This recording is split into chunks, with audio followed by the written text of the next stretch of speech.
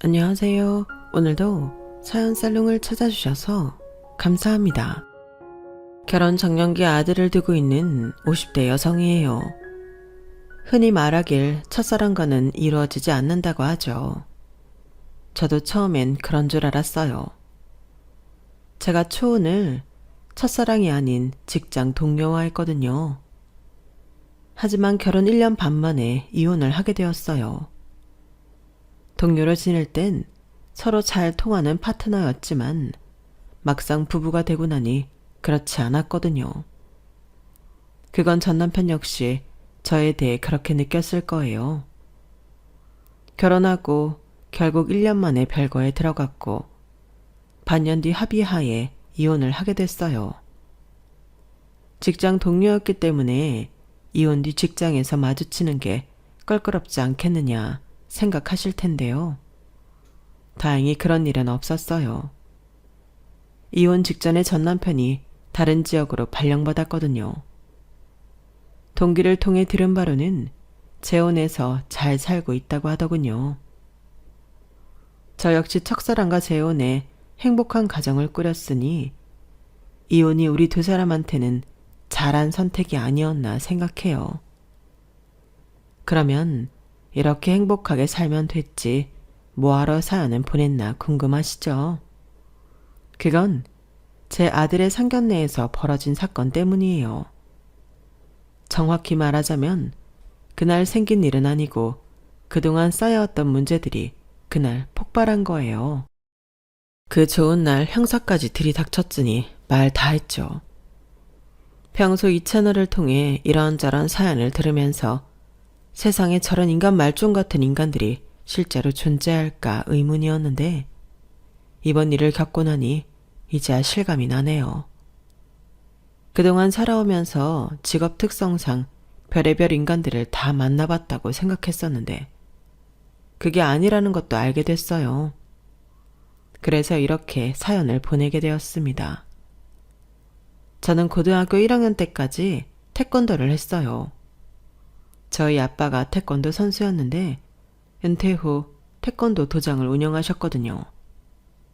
그렇다 보니 제 또래 어린 여자아이들이 인형놀이를 하고 고무줄 놀이를 할 때 저는 도복을 입고 도장을 활보하며 자라야 했어요. 부모님 강요로 그랬던 건 아니고 어디까지나 자의에 따른 거였어요. 예쁜 것보다도 힘찬 발차기가 더 멋있어 보였거든요. 특히나 제가 태권도에 빠져 살았던 건 저보다 4살 많은 동네 오빠 때문이었어요. 그 오빠는 얼굴도 잘생기고 태권도도 잘했는데 어린 제 눈에는 TV에 나오는 배우나 가수들보다도 훨씬 멋있게 보이더라고요. 오빠는 하루도 안 빠지고 도장에 왔었는데 그렇다 보니 얼굴을 마주치는 날도 많았고 운이 좋으면 말도 몇 마디 나누기도 했어요. 국민학교를 졸업하고 중학교에 들어가면서부터는 더더욱 오빠한테 빠져 살았어요. 당시 고등학생이던 오빠는 이미 성인에 가까운 체격이었고 그래서 발차기에 힘이 실려 있어서 파워가 상당했거든요. 고등학생들 중에는 오빠와 대적할 만한 상대가 없어서 대학생 오빠들과 대련을 하곤 했어요. 다른 대학생을 제압하는 오빠의 실력에 혀를 내두를 정도였죠. 그런 오빠를 보며 짝사랑을 키워가던 어느 날 오빠가 제게 말을 걸었어요. 평소 제가 대련하는 걸 지켜봤었는지 제 문제점을 정확히 지적해 주더라고요. 그러면서 칭찬도 잊지 않았죠. 그동안 실력이 많이 늘어는걸 열심히 해서 나랑도 대련 한번 하자. 오빠의 그 말은 아빠가 해주는 칭찬보다 수십, 아니 수백 배는 더 파급력이 있었어요. 그날부터 저는 이를 악물고 연습을 했으니까요. 칭찬은 고래도 춤추게 한다고 오빠의 칭찬 한마디에 제 실력은 일취월장했고 나가는 대회마다 메달을 따오기 시작했어요. 언제가 될지 모를 오빠와의 대련을 꿈꾸며 땀 흘려 연습한 결과였죠. 이전까지는 딱히 태권도를 계속할 생각은 아니었지만 그때는 태권도 선수가 되는 것도 괜찮겠다는 생각까지 들 정도였죠. 몇 년 뒤 오빠는 대학생이 되었고 전처럼 자주 도장에 오지는 않았지만 방학 때 도장에 나와 아르바이트로 초등부 수업을 맡아주곤 했어요. 제가 속해 있던 중등부 수업이 아니라는 게 내심 아쉽기도 했지만 그래도 얼굴을 자주 볼 수 있다는 것만 해도 행복했어요. 하지만 그런 행복은 오래가지 않더라고요. 제가 고등학교에 들어가던 해 오빠가 군에 입대를 했거든요.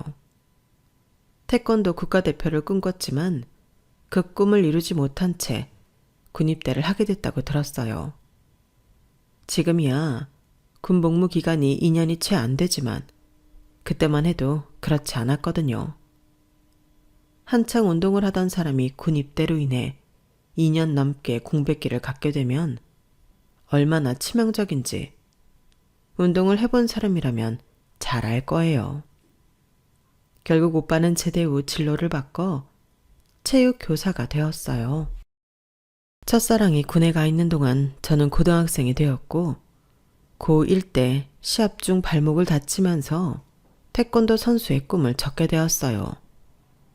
워낙 몸을 움직이는 걸 좋아했던 탓에 체육 과목에서 두각을 보였어요. 매 학년마다 체육부장을 맡아가며 체력장에선 늘 특급을 받곤 했죠. 솔직히 공부에는 딱히 관심이 없었지만 학구열이 남달랐던 엄마 덕분에 사교육에 도움을 많이 받았어요. 그다가 꽤 좋은 성적을 유지할 수 있었고 태권도를 포기한 뒤에도 진로 결정을 하는데 무리가 없었어요. 다만 제가 원하는 학교와 엄마가 원하는 학교가 달라서 한동안 냉전 아닌 냉전을 벌여야 했어요. 제가 원했던 학교는 다름 아닌 경찰대였거든요. 엄마는 하고 많은 대학 중 왜 경찰대냐며 화를 내실 정도였어요. 네 점수면 충분히 좋은 대학 들어가서 좋은 회사에 취직도 할 수 있는데 뭐하러 사서 고생을 하겠다는 거야? 너 경찰이 얼마나 힘든 일인 줄 알아? 박봉에 맨 깡패들만 상대해야 하는 직업이라고. 여자가 돼선 그 일을 어떻게 하겠다는 거야? 너 경찰 되면 엄마랑 아빠가 두 발 뻗고 잠이나 잘 수 있겠니? 안 그래도 TV에 흉악범의 조폭 뉴스만 나와도 가슴 철렁 하는데 내 딸이 그런 놈들을 상대한다면 잠이나 잘 수 있겠냐고. 현주야, 그러지 말고 영문과 들어가. 영문과 가서 영어 선생을 하든 통역을 하든 곱게 살라고. 어? 싫어. 남의 자식은 위험한 일 해도 되고 엄마 자식은 안 된다는 거잖아. 엄마는 어쩜 그렇게 이기적이야? 난 엄마처럼 비겁하게 살고 싶지 않아. 내가 잘할 수 있는 일 하면서 살고 싶다고. 그러니까 곱게 살고 싶으면 엄마나 그렇게 살아. 난 내 인생 살 거라고. 마주칠 때마다 거친 말이 오갔고 그럴 때마다 아빠는 두 여자 사이에서 중재하느라 진땀을 흘리셨어요. 하지만 곧 화살은 아빠한테 쏟아지곤 했죠. 사실 제게 경찰을 권했던 게 아빠였거든요. 이게 다 당신 탓이야.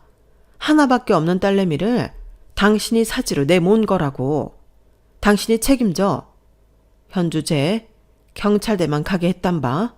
당신 그날로 이혼당할 줄 알아. 비록 아빠가 태권도 유전자기는 해도 절대 이길 수 없는 상대가 바로 저희 엄마였어요. 엄마는 체구도 작고 여자한 사람이긴 했지만 누구한테도 져본 적 없는 아빠를 말 한마디로도 제압하는 사람이었거든요.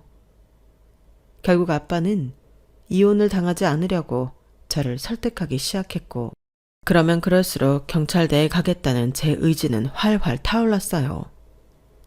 그래서 비장의 무기를 꺼내들었죠. 이 세상의 엄마들이 가장 경악하는 그거. 단식이었어요.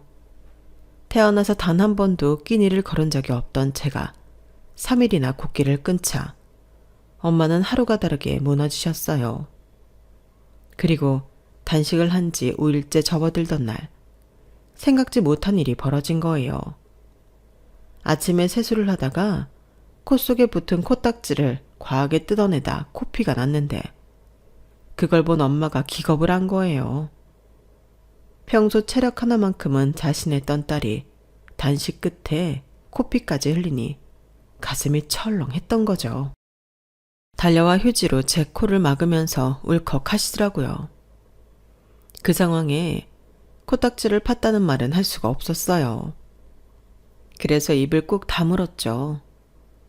그날 밤 야간 자율학습을 마치고 집에 돌아와 보니 엄마랑 아빠가 거실에 앉아 계시더라고요. 그리곤 드디어 경찰대에 가는 걸 허락해 주셨어요. 그리고는 허락과 동시에 밥부터 먹으라고 하시더라고요. 식탁에는 죽부터 불고기까지 거한 한 상이 차려져 있었고 그날 저는 소화제를 먹고 자야 할 만큼 과식을 했어요. 엄마한테는 비밀이지만 사실 제가 집에서만 단식을 했을 뿐 학교에서는 친구들 도시락을 뺏어 먹고 있었거든요. 야자 시간에 몰래 나가서 떡볶이도 먹고 오곤 했고요. 말이 단식이지 굶은 건 아침밥 정도가 고작이었어요. 엄마를 속인 건 죄송하지만 그렇게라도 해서 경찰대에 가고 싶었던 거죠. 부모님 허락을 받긴 했지만 경찰대가 커트라인이 꽤 높아서 그리 만만한 대학이 아니었어요. 예전엔 서울대에 갈 실력들이 경찰대를 갔다고 하지만 제가 갈 때는 그 정도는 아니었어요. 그래도 서울 상위권 대학 성적에 체력도 겸비한 사람들이 갈 수 있는 곳이라서 저도 죽어라 노력을 해야 했죠. 그렇게 해서 겨우 경찰대 합격증을 받게 됐지만 합격이 끝이 아니더라고요. 영화나 드라마에서도 나오지만 경찰대 생활은 무지 힘들어요. 힘들게 들어갔지만 졸업을 하는 건 더 힘들 정도로요. 그렇게 힘들간 졸업한 뒤에는 지구대에서 의무 복무 기간을 채우는데 그때 처음 현장에 투입이 돼요. 이때부터는 매 순간 멘붕이 오게 되는 거죠. 대학에서 수없이 실습을 해서 어느 정도 자신이 있었음에도 현장에 투입되고 나면 차원이 다른 현실에 진땀을 흘리게 되거든요. 영화 속에서처럼 멋지게 상황을 타결하는 경찰은 현실에 없었어요. 그냥 동네 북이라고 보면 맞아요. 잦은 출동에 몸은 천근만근인데 밥보다 더 자주 욕을 먹어서 정신이 너덜너덜해지거든요. 거기다 강력사건이 터지면 현장에 가장 먼저 도착해야 하는 탓에 일반인이라면 평생 보지 않아도 될 끔찍한 상황도 보게 돼요. 그런 탓에 트라우마를 안게 되는 경우도 꽤 있어요. 저도 경찰이 되고 초반엔 이런 이유로 많이 힘들어했어요. 생애 첫 살인사건 현장을 본 이후 한동안 악몽에 시달렸거든요. 출동을 알리는 무전이 오면 덜컥 겁부터 나기도 했고요. 그때 도움이 많이 되어준 사람이 제 첫 남편이었어요. 제 첫 파트너이기도 했죠. 경찰들은 2인 1조로 움직이는데 그래서 파트너끼리는 심적으로 많이 의지를 하곤 해요. 거기다 제 경우는 힘들 때 가장 가까운 곳에서 저를 챙겨준 사람이라서 감정이 남다를 수밖에 없었어요. 그러다 연심이 생겼고 결혼까지 이어지게 되었죠. 하지만 앞에서 말씀드린 대로 같은 사람임에도 파트너일 때와 남편일 때가 확실히 다르더라고요. 결혼 후 팀이 달라지기는 했지만 그래도 같은 일을 하는데도 저한테만 가사일까지 전담하게 하거나 며느리로서 도리를 강요하는 등의 불합리한 점 때문에 결혼 생활 내내 다툼이 그치지 않았어요. 저도 제 일에 대한 사명감이 있고 승진하고픈 욕망이 있는데 여자라는 이유로 무시당하는 것도 참을 수가 없었어요. 당신만 경찰이야? 나도 경찰이야. 왜 매번 여자라고 무시하냐고. 당신이 이런 사람인 줄 알았으면 나 결혼 안 했어. 누가 할 소리. 나도 네가 이렇게 집안 살림도 팽개치고 승진에만 목숨 건 사람인 줄 알았으면 너랑 결혼 안 했어. 내가 많은 걸 바라냐? 그저 집에 왔을 때 따뜻한 밥 한 끼 먹는 거랑 시골에 계신 부모님 좀 챙겨달라는 건데 그게 뭐가 어렵다고 매번 이 난리냐고. 그렇게 이기적으로 굴 거면 차라리 헤어지자. 언제는 여자라고 약한 척하지 않아서 좋다더니 막상 결혼하고 나니 그게 마음에 안 든다는 남편한테 아무것도 기대할 수가 없었어요. 그렇게 감정의 골이 깊어진 우리는 별거에 들어갔어요. 그리고 이혼하기 한 달 전쯤 동료를 통해 남편이 지방으로 발령이 났다고 알려주더라고요. 자진해서 시부모님이 계신 지방으로 가게 된 거였죠. 아무리 별거 중이라고는 하지만 이런 중요한 사실까지 남을 통해 듣게 하는 남자랑 더 결혼 생활을 이어가야 하나 싶더라고요. 그래서 합의하에 이혼을 하게 되었죠. 반년가량 별거 중인 상태였기 때문에 딱히 짐 정리를 할 것도 없었어요. 그렇게 1년 반 만에 끝난 결혼 생활로 부모님은 꽤 충격을 받으셨지만 이미 신뢰가 깨진 사람과 함께 사는 것만큼 고통스러운 것도 없다는 제 말에 더는 아무 말도 하지 않으셨어요. 이혼 후 진급을 한 저는 이전과 다른 부서로 이동을 했기 때문에 이혼에 따른 주변 눈치를 볼 필요가 없었어요. 이동한 부서는 상대적으로 내근이 많은 곳이라서 전보다 시간적 여유가 생겼어요. 그래서 전보다 친정에 자주 들르게 되었죠. 이혼한 딸을 걱정하는 부모님 때문에라도 더 자주 얼굴을 비추려고 노력했거든요. 그러다 만나게 된 거예요. 제 첫사랑을요. 하루는 엄마가 퇴근길에 아빠를 태워서 집에 오라고 하셔서 태권도 도장으로 갔어요. 그런데 5살 정도로 보이는 남자아이가 아빠랑 같이 있지 뭐예요. 유치원부 수업은 진작에 끝났을 시간인데 말이죠. 그래서 얘는 누구냐고 물었더니 글쎄 제 첫사랑인 재민 오빠 아들이라는 거 있죠. 그 말을 듣고 봐서 그런가 얼굴이 많이 닮았기도 한 것 같더라고요. 재민이가 일이 있을 때 종종 애를 여기에 맡기곤 하는데 오늘따라 많이 늦네. 애 엄마는 어쩌고 애를 도장에 맡겨? 그러자 아빠는 아이가 멀찍이 떨어져 있는 걸 확인하시고는 속삭이듯 말했어요. 몇 년 전에 이혼했대. 아이 때문에 자기 인생 망치기 싫다고 애까지 떠넘기고 유학 떠났다더라. 유학 간 지 1년도 안 돼서 사랑하는 사람이 생겼다고 이혼해달라고 하더래. 참나, 도대체 정신이 있는 건지 원. 그래서 이혼해준 거야? 그럼 어쩌냐? 남편도 싫고 지 자식도 싫다는 여자를. 간통으로 확 쳐넣어도 모자랄 판에 애 양육비도 안 받고 이혼해줬다더라. 아이고, 물러 터진 놈 같으니라고. 혹시라도 애 앞에서는 그런 소리 하지 마라. 자식 가슴에 못 박기 싫어서 엄마가 아파서 하늘나라로 떠났다고 그랬다니까.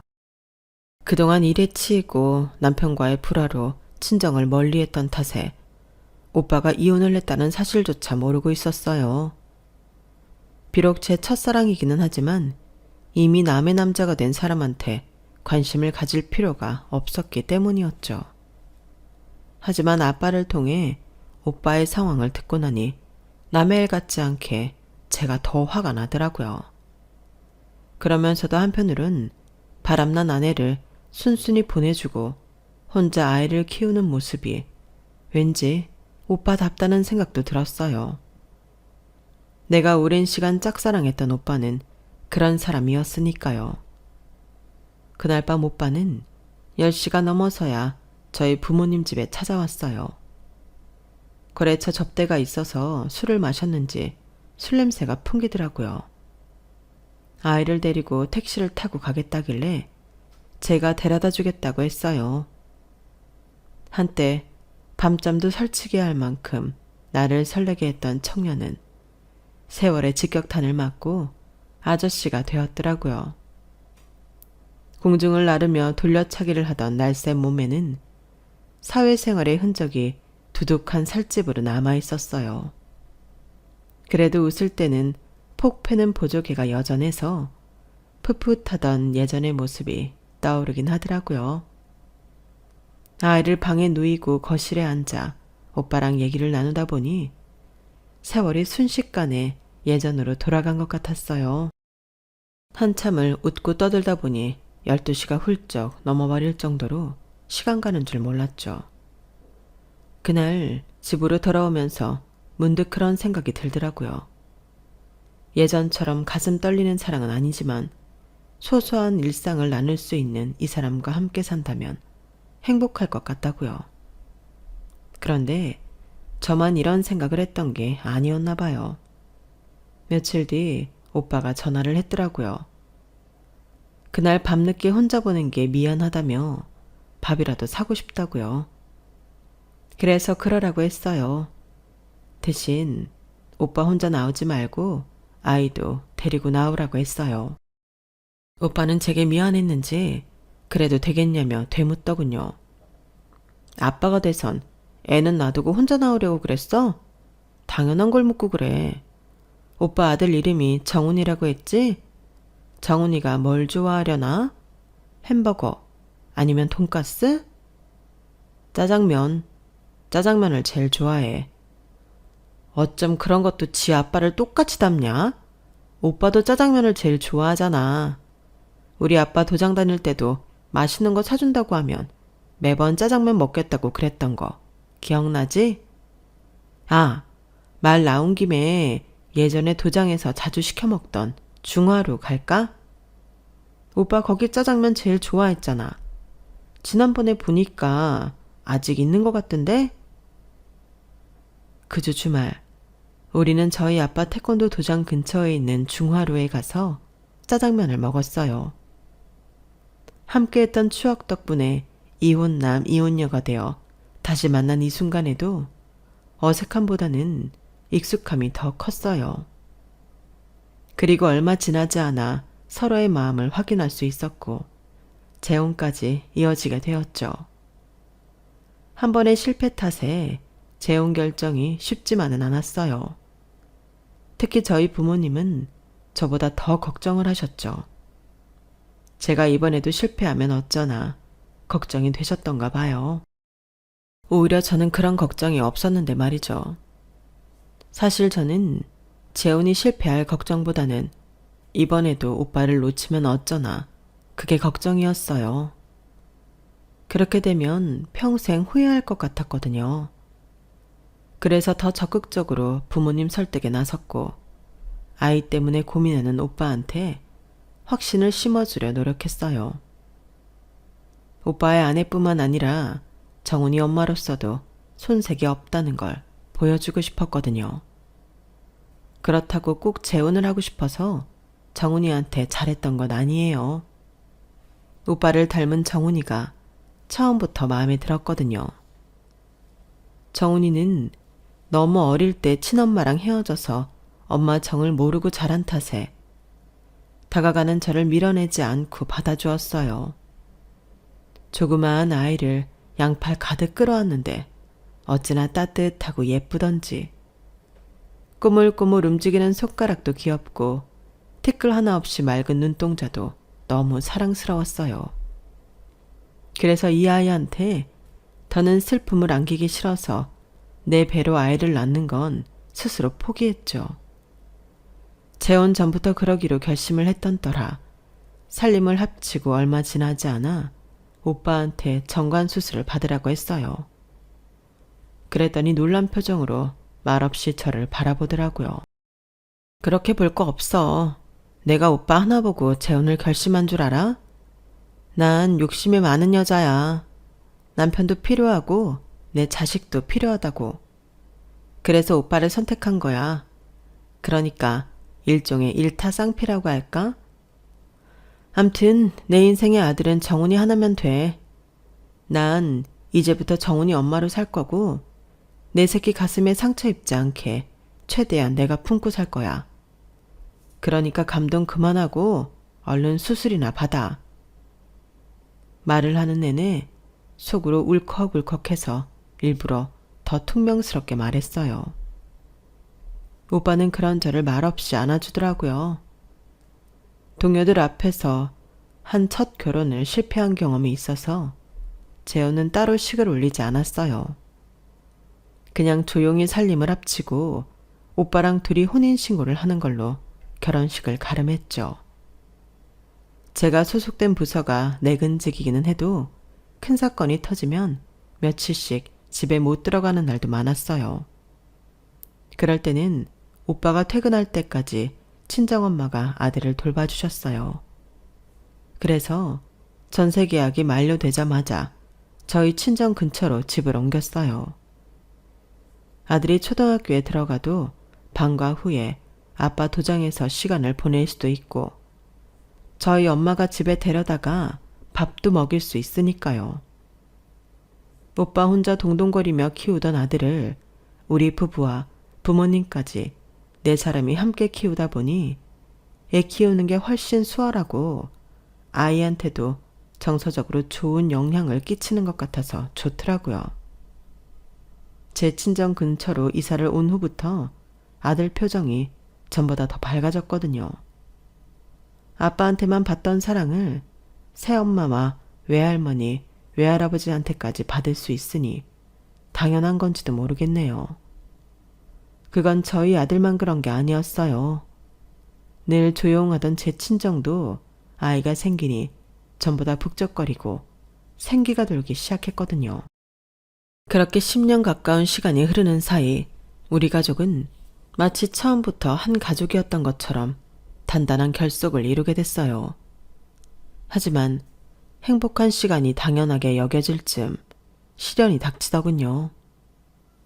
평소와 같았던 아침 출근길이 남편의 마지막이 되고 만 거예요. 퇴근 무렵 남편의 회사에서 걸려온 전화를 받았는데 믿을 수 없는 소식을 전하더라고요. 제 남편이 회사 화장실에서 심정지로 쓰러져 있는 걸 발견하고 119에 신고했지만 병원에 도착하기도 전에 사망했다는 비보였어요. 경찰이 된 이후 무수히 많은 사망 사건을 접했던 저였지만 내 남편의 부고 앞에서는 한순간에 무너지고 말더라고요. 남편이 죽었다는 말에 숨이 턱 막히면서 그대로 자리에 주저앉아 버렸거든요. 동료가 그런 저 대신 전화를 이어받고는 저를 차에 태워 병원까지 가주었어요. 병원에 도착해 머리까지 하얀 천을 덮고 있는 남편을 보니 그제야 이게 현실이라는 게 믿기더라고요. 그리곤 하염없이 눈물이 흘러내렸어요. 한참을 영안실 복도에 앉아 울고 있는데 뒤늦게 연락을 받은 친정 부모님과 함께 아들이 달려오는 게 보이더라고요. 아들을 보자 순간 정신이 번쩍 들었어요. 지금 나보다 더 가슴 아픈 건 어쩌면 우리 아들인지도 모른다는 생각에 얼른 눈물을 훔치고 정신을 가다듬었어요. 엄마인 내가 무너진 모습을 보이면 안 된다고 속으로 되뇌면서요. 남편의 장례가 끝나고 회사의 보상 문제가 정리되는 동안 저는 한순간도 정신을 놓을 수 없었어요. 먼저 떠난 남편을 생각해서라도 나는 내 아들을 온전히 키워내야 한다는 생각으로 버텨낼 수밖에 없었거든요. 그런데 이런 제 마음도 모르고 아들 녀석이 엉뚱한 생각을 하지 뭐예요. 남편의 49제가 지나고 얼마 안 됐을 무렵 아들 녀석 담임선생님한테 전화가 온 거예요. 정훈이 어머님, 남편분 일로 상심이 크시겠지만 정훈이한테 신경을 좀 써주셔야 할 것 같아요. 가정 형편이 어려우시면 제가 장학금 지원이 가능한지 알아보겠습니다. 정훈이처럼 성적도 좋은 아이를 그렇게 방치하시는 게 너무 안타까워서요. 그게 무슨 말씀이세요? 제가 우리 정훈이를 방치하다뇨. 그리고 저희 집 형편은 어렵지 않습니다. 제가 알아들을 수 있게 자세히 좀 말해주세요. 그러자 담임 선생님이 잠시 뜸을 들이더니 그러는 거예요. 정훈이가 야간 자율학습도 빠지고 학교 근처 햄버거집에서 아르바이트 하는 거 모르셨어요? 정훈이 말로는 가정 형편 때문에 돈을 벌여야 한다고 그러던데요. 그래서 야간 자율학습도 못한다고요. 그럼 어머님은 모르셨던 건가요? 그 말을 듣는데 너무 어이가 없어서 말도 안 나오더라고요. 그래서 그날 밤 야간 자율학습이 끝날 시간에 맞춰 집에 돌아온 아들을 붙잡고 물었어요. 학교에서 지금 끝났냐고요. 그랬더니 그렇다는 거예요. 그 순간 아들에 대한 배신감에 처음으로 아들한테 소리를 질렀어요. 어디서 거짓말이야. 네가 담임 선생님한테 집안 형편이 어려워서 돈 벌어야 된다고 야간 자율학습 못한다고 그랬다며. 햄버거집에서 아르바이트 하는 거 내가 모를 줄 알아? 너 도대체 왜 이래? 아빠 안 계시니까 이제 막 나가겠다는 거야? 지금까지 한 번도 일한 적 없던 애가 왜 이러는 거냐고. 도대체 왜? 그러자 아들이 입술을 바르르 떨면서 그러는 거예요. 아빠가 돌아가셨으니까요. 그러니까 이제 엄마가 나 키워야 할 이유 없어진 거니까요. 그 말을 듣는데 망치로 머리를 한 대 얻어맞은 것처럼 멍했어요. 그게 무슨 소리야? 내가 왜 널 키워야 할 이유가 없어? 엄마가 자식을 키우는데 왜 이유가 필요하냐고. 엄마는 내 친엄마가 아니니까 나 때문에 고생하지 말고 내 친엄마가 그랬던 것처럼 나 버리라고요. 엄마 인생 나 때문에 낭비하는 거 미안하고 싫어요. 그동안 키워주신 것만으로도 충분히 감사하며 살게요. 아들의 말에 억장이 무너지는 것 같았어요. 이 어린 게 이런 생각을 했다는 건 그동안 내가 아들한테 믿음을 주지 못했다는 증거이기도 하니까요. 내 사랑이 부족했던 탓인 것 같아서 숨도 쉬어지지 않을 만큼 가슴이 아팠어요. 그래서 주저앉아 주먹으로 가슴을 팍팍 치며 숨을 몰아쉬는데 그 모습에 놀란 아들이 어쩔 줄 몰라 하더라고요. 눈물이 그렁그렁한 채 제가 어떻게 되는 게 아닐까 안절부절하며 잘못했다고 비는 모습을 보니 안쓰러우면서도 한편으론 안심이 됐어요. 이렇게 내 걱정을 하는 놈이 어떻게 내 아들이 아니라는 거야. 지 아빠 닮아서 착해 빠져선 자기보다도 내 걱정을 먼저 하는 녀석이 어떻게 날 버리고 떠나겠다고. 엄마가 하는 말 잘 들어. 난 남편 없이는 살아도 너 없이는 못 살아. 내 아들 없이는 못 산다고. 네가 엄마 버리면 엄마는 숨도 못 쉬고 죽을지도 몰라. 살 의미가 없으니까. 그런데도 엄마 떠날 거야? 엄마 버리고 집 나갈 거냐고. 비록 내가 내 배로 널 낳지는 않았지만 널 만난 순간부터 지금 이 순간까지 이 세상에 내 아들은 너 하나뿐이야. 앞으로도 마찬가지고. 부부는 이혼하면 남이지만 부모 자식은 죽어서도 절대 남이 될 수 없어. 그러니까 넌 죽든 살든 내 아들이라고. 혹시라도 엄마 몰래 집 나갈 생각이라면 당장 집어치워. 온 세상을 다 뒤져서라도 엄마 너 찾아낼 거니까. 알았어? 그러자 아들은 손등으로 연신 눈물을 훔치며 펑펑 울었어요. 그런 아들을 끌어안고 저도 한참을 울었습니다. 그날 이후 아들은 다시 예전처럼 모범생으로 돌아왔고 몇 년 뒤 S대 법대에 진학했어요. 졸업 후엔 로스쿨에 진학했어요. 제 벌이로는 어림도 없는 학비였지만 남편이 세상을 떠났을 때 회사로부터 받은 위로금을 잘 빌려둔 덕에 아들 녀석 학비를 댈 수 있었어요. 아들은 변호사 시험도 한 번에 붙어서 꽤 이름 있는 로펌에 들어가게 되었죠. 저희 아빠는 제 아들이 대학에 붙었을 때도 그랬지만 변호사 시험에 합격했을 때도 태권도장 건물 외벽에 현수막을 붙였어요. 온 동네 사람들이 다 볼 수 있게 말이죠. 그 현수막이 창피할 법도 한데 아들 녀석은 되려 현수막을 배경으로 인증샷까지 찍어 카톡 프로필을 했지 뭐예요. 이게 다 외할아버지가 자기를 많이 사랑해 주신다는 증거인데 뭐가 창피하냐면서 말이죠. 마음 씀씀이가 이러니 저희 부모님이 어떻게 제 아들을 예뻐하지 않을 수가 있겠어요. 눈에 넣어도 아프지 않을 아들이자 손주였죠.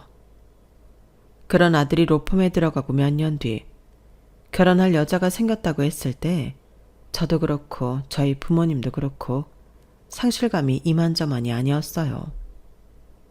조금 더 품 안의 자식으로 살아줬으면 했거든요. 그래도 지 짝을 찾아가겠다는 애를 말릴 수는 없어서 축하해 주었죠. 그때까지만 해도 내 아들 정도면 어디 가서도 사랑받을 거라는 자신감이 있어서 별다른 걱정이 없었어요. 그런데 결혼하겠다고 한 녀석이 어찌 된 게 결혼할 여자를 집에 소개할 생각도 않지 뭐해요. 그래서 하루는 아들한테 물었더니 난처한 표정으로 그러더라고요. 여자 쪽 부모님이 자기를 탐탁지 않아 한다고요. 아니 왜? 네가 인물이 딸리니 직업이 딸리니 성격이 딸리니 어느 거 하나 안 빠지는 내 아들이 뭐가 마음에 안 든다는 거야? 남들은 돈을 싸들고 와서 결혼하자고 난린데. 솔직히 제 아들이 로펌에 들어가고 얼마 안 돼서부터 결혼업체와 결혼 브로커들한테 연락이 많이 왔었어요. 그중에는 사업을 크게 하는 집도 있었고 모 대학 총장 딸도 있었을 정도로 제 아들이 결혼 시장에서 인기가 있었거든요. 그런데 도대체 얼마나 잘난 집안이길래 내 아들이 못마땅하다는 건지 도저히 모르겠더라고요. 그래서 여자 쪽 부모에 대해 알아봤어요. 그런데 세상에 아빠라는 사람이 전과 7범 사기꾼이지 뭐예요. 엄마는 꽃뱀 전적에 사기 도박으로 실형까지 받은 전과 3범이고요. 아니 도대체 어쩌다 이런 쓰레기 같은 인간들이랑 엮이게 된 건지 허의가 없어서 말도 안 나왔어요. 이런 주제에 내 아들을 못마땅해 하다니 기가 차더군요. 그래서 이 인간들에 대해 더 파보기로 했어요. 똥개가 똥을 끊지 사기 전과 7범이나 되는 인간이 사기를 치지 않고 산다는 건 거의 불가능한 일이니까요. 그런데 제가 수사과가 아니다 보니 더 이상 정보를 얻는데 무리가 있더라고요. 경찰이라고 해서 함부로 개인정보를 들여다볼 수는 없으니까요. 그래서 그 인간들이 활동했던 지역을 찾아봤더니 제가 아는 사람 관할구역이더라고요. 바로 전 남편이었죠. 이혼한 뒤로 연락 한 번 없이 살았는데 이제 와서 이런 부탁을 하려니 선뜻 내키지 않았어요. 하지만 내 자식 일이다 생각하니 철판을 깔게 되더라고요. 그래서 눈 딱 깔고 전화를 했죠. 당신이 그 인간들을 어떻게 알아? 안 그래도 잠적해서 수배 중인데 혹시 뭐 아는 거 있어? 알고 있는 대로 말해봐. 전 남편은 제가 그 인간은 이름을 꺼내자마자 되려 당장이라도 잡으러 올 것처럼 저를 닥달했어요. 그래서 제 아들 일을 전했더니 대뜸 그러는 거예요. 그 자식한테 딸이 어딨어. 걔도 다 한패거리야. 아직 별만 안 달았다 뿐이지 걔도 여기저기 엮인 게 한둘이 아니라고. 야, 이것들이 강 크게 서울까지 가서 판을 벌리고 있어. 아니, 당신 아들은 어쩌다 그런 것들한테 걸린 거야? 변호사 시계나 되면서 사기꾼들한테 걸리는 게 말이 돼? 아니, 당신은 아들이 그런 것들한테 타깃이 될 때까지 뭐 하고 있었어? 아니, 내가 당신을 탓하는 건 아니고 안타까워서 하는 말이야. 내 말이 원래 좀 거친 거 당신도 잘 알잖아. 뭐, 이렇게 된 거 이참에 부탁 좀 하자. 전 남편은 한참 성을 내더니 공조를 하자고 했어요. 혹시 중간에 눈치를 채면 도주할지 모르니까 상견례 날을 디데이로 하자고요.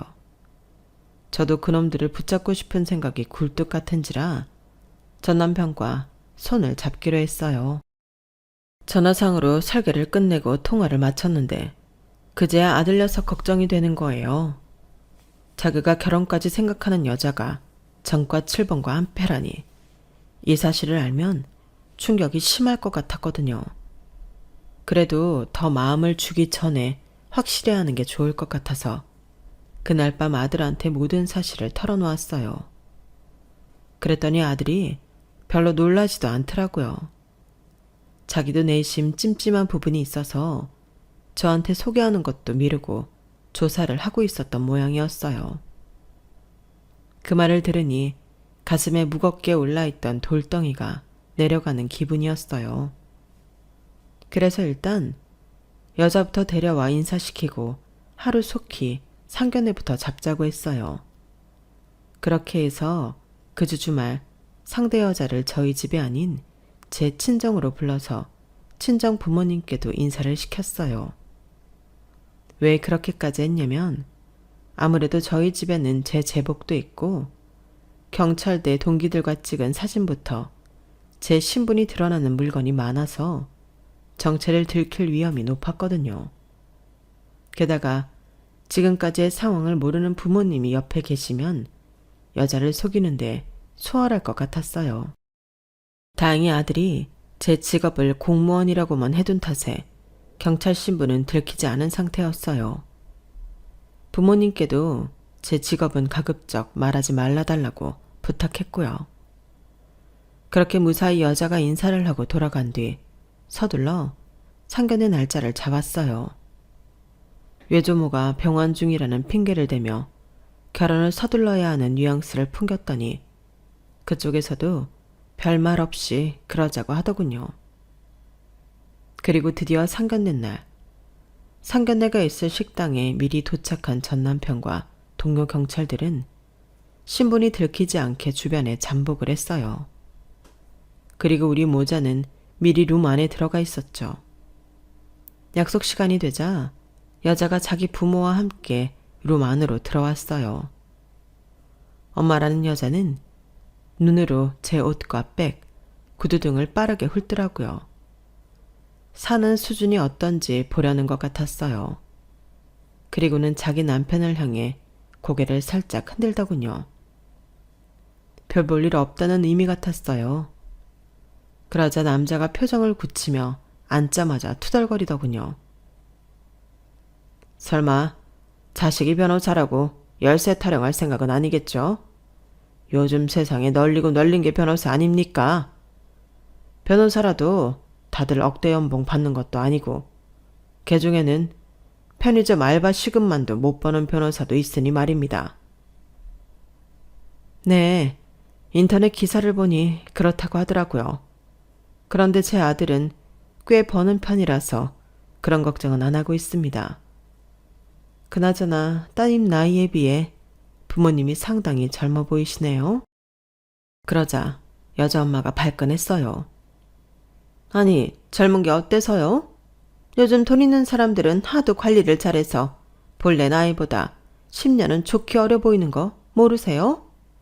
하긴 싸구려 레자백이나 들고 다니는 공무원이 그런 걸 할 리가 있나?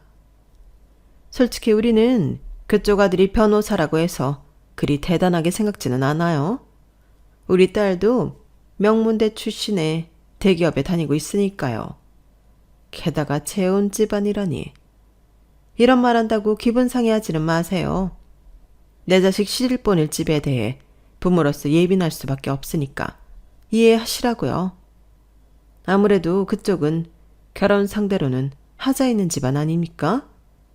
부치만 그런 것도 아니고 모친도 이혼 경력이 있다면서요? 솔직히 이런 콩가루 집안에 금지 오겹으로 키운 내 딸 보내기 싫습니다. 엄마, 결혼 허락해주기로 했잖아. 이제 와서 이러면 어떡해? 나 정은 씨 아니면 안 된단 말이야. 아빠가 엄마 좀 설득해주세요. 네? 이건 심파 영화를 찍는 것도 아니고 아주 쇼를 하더라고요. 자기들끼리 이미 합을 맞추고 왔는지 딸내미 말이 떨어지기가 무섭게 아빠라는 인간이 뒤를 걸어왔어요. 네 엄마가 오죽하면 이러겠니? 우리처럼 사회적 지위가 있는 사람들이 한참 기운을 결혼을 하면 그것도 우리 흉이 되는 거야. 하나뿐인 딸 결혼시키는 게 이렇게 힘들 줄이야.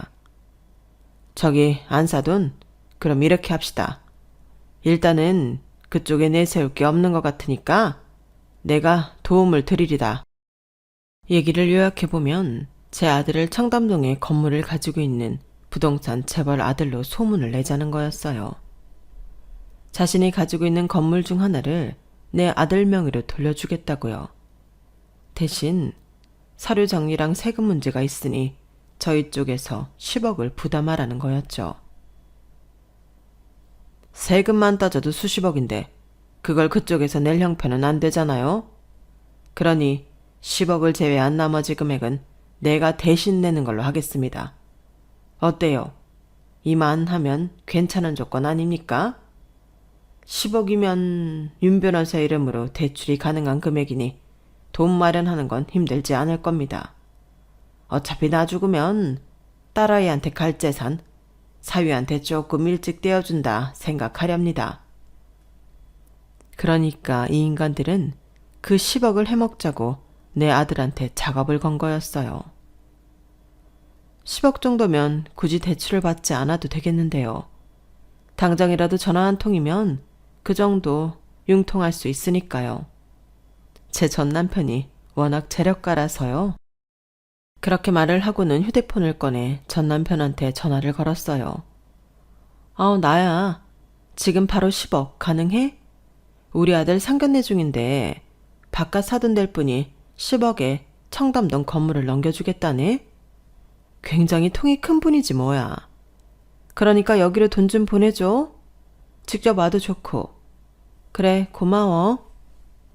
제가 전화를 끊자 세 사람 눈이 번뜩였어요. 아니, 안사돈이 이렇게 수완이 좋은 분인 줄은 몰랐습니다. 혹시 전 남편 되시는 분이 무슨 일을 하시는지 물어도 될까요? 주먹 쓰는 일을 해요. 자주는 아니지만 총을 쏠 때도 있고 가끔은 약도 조금 만지고요. 뭐 그런 정도로만 알아두세요. 그 말에 세 사람 표정이 살짝 일그러졌어요. 아무래도 잘못 건드렸다 싶은 눈치였죠. 그때 룸 밖에서 소리가 들렸어요. 왔어. 들어와. 제 말이 끝나기가 무섭게 전 남편과 경찰이 들이닥쳤어요.